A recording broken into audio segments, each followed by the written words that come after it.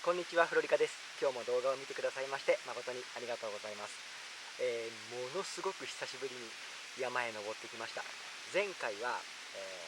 真冬のハンモック泊だったと思うので、氷点下の気温のところから今下界は昨日あたり40度とか41度とかなんか出てるようなものすごい暑い日になってます。ここは山の上でそこそこ涼しいんですけどね、僕の住んでるところは40度とかいかないところなので、でもそれでも猛暑日になってはいるので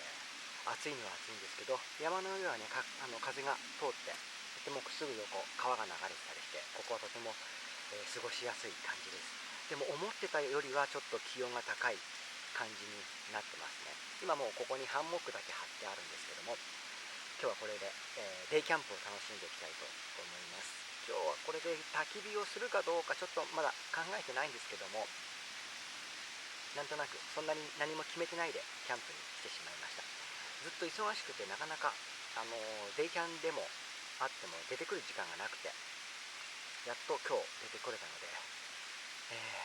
自然のこの木の匂い、山の香りを感じながら、風を感じながら過ごしていきたいと思いますので、どうぞよろしくお願いいたします。まずはハンモックにこんな感じでダニとかの虫除けをしておきたいと思います。去年はマダニに噛まれなかったけど、一昨年は2回も噛まれてるので、今年は噛まれないように、こんな感じで、もうすでに虫に入られた、こんな感じでやっていきたいと思います。はい、まずは朝ごはんを食べたいと思います。ほんとちっちゃな日本そばのわんこそばなので小さなおそばです。今9時ぐらいなんですけど、朝ごはんにちょうどいい時間なんですけども、実は今日僕5時に起きてて、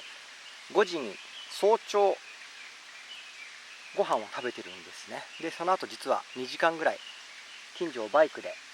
走ってから車でまたここまで来たという、もう起きてから結構経ってるんで、朝ごはんお腹空いてきました。いただきます。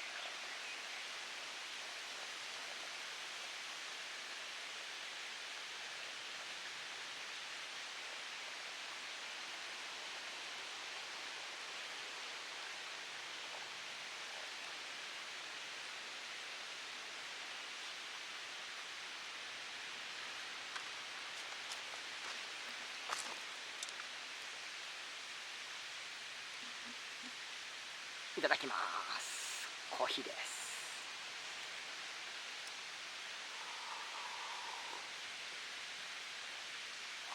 久しぶりで外で飲むコーヒー美味しい。はい、焚き火もこれでほぼ終わって、だいぶ火が落ち着いてきたので、もう少し燃えてると思いますけど、しっかり消えたら、缶にしまって帰りたいと思います。今日も最後まで動画を見ていただきまして誠にありがとうございました。また次回の動画でお会いしたいと思います。さよなら。